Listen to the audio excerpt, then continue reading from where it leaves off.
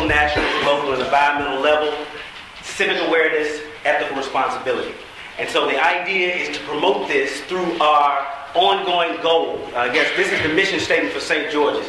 This idea of lifelong learning and meaningful contribution. This was kind of an outcropping of where the Citizenship Institute came from, because this is a key. The Institute itself promotes this cultivate habits, action that make you truly meaningful contributions to the local, national, global, and environmental community. Environment is, of course, a part of all of these things, but we thought it was significant enough to kind of have its own position. The arms of the Institute: coursework, experiential components, speaker series, Challenge 2020, travel study.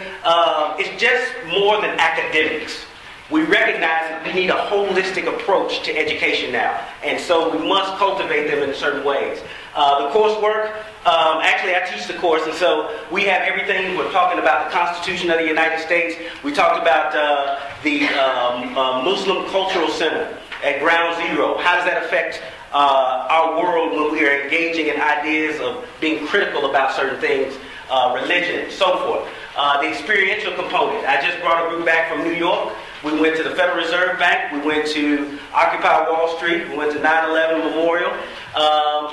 It was something to see, because at the end of the program, we actually ended up at Barclays Capital. And at Barclays Capital, we talked about this mortgage crisis. And so they got a chance to see all of these things. And as you see here, we've done leadership retreats, another experiential project.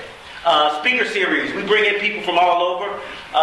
We've had a speaker by the name of Sanjar Umarov, who was a prisoner of consciousness, meaning that he was locked up in Uzbekistan for fighting for freedom, to try to give an understanding and appreciation of that in his country. Of course, Governor Haslam's come out to speak. In the next slide, actually going to see gubernatorial candidate Michael Werder when he was running. But we've had everyone from Gail Rose. We've had recently Michael O'Brien, who is a world-renowned photographer, who came out and posed ideas of homelessness to the kids. So there's a broad range of speakers that come to engage. It's kind of ironic that we, in this next piece of Challenge 2020, we have a program that engages specifically 10th grade. 20 of the world's problems will be solved by 2020, the world's worst problems.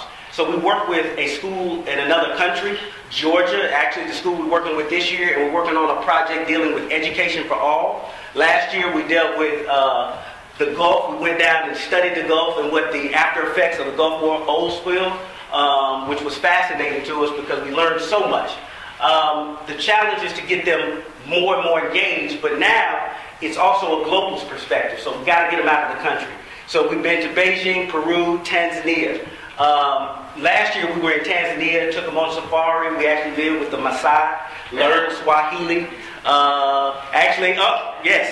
We have a parent here whose daughter went with us.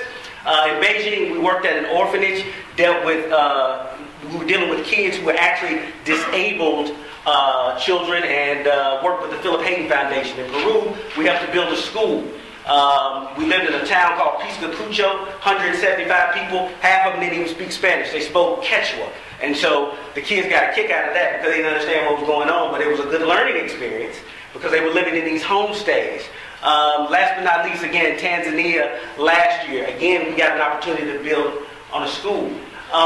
So these trips are designed to cultivate that, again, that awareness, that understanding and appreciation of life. Finally, the contribution to our community. As individuals, of course, they may gain something as far as college, but also there's a sense of understanding and appreciation of the world that they live in. To the community, we bring positive people back to engage. And as we're engaging, we're transforming their lives. And that's the importance of the Institute. Thank you.